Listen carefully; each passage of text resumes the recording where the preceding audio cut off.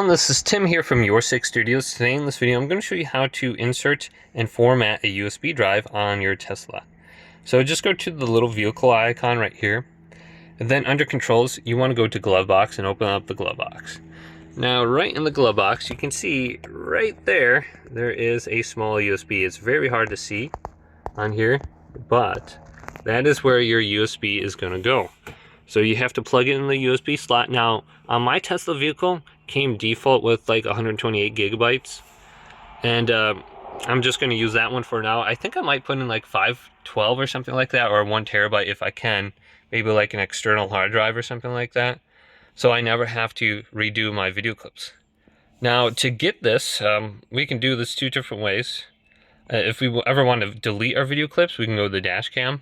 I'll just show you this. Then go to the top left under your Dashcam, go to the 3 little dots right here, and you can start deleting stuff. Boom, boom, boom. And you can delete them that way. Otherwise, go to your vehicle icon right here, and then I can go on down to safety. And under safety, we can scroll on down and we have the option to delete our Dashcam clips. But if we're going to be using our USB for the first time, we can go to format USB. If we just click this, it says we have to have the drive formatted to exFAT for Dashcam use, so you might need to use your computer to do that. Just change the file system over from NTFS to exFAT, very easy. You just go to the format options under the file explorer for your device, and then there should be a file system, exFAT.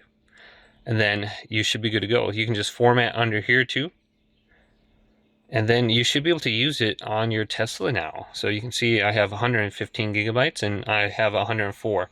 And it's pretty crazy how much information this actually stores. Like, I think it saved a 24-hour clip or something when I was just driving around. So you can just look at all your different clips and stuff. And this is pretty sweet. Hopefully this video did indeed help you out.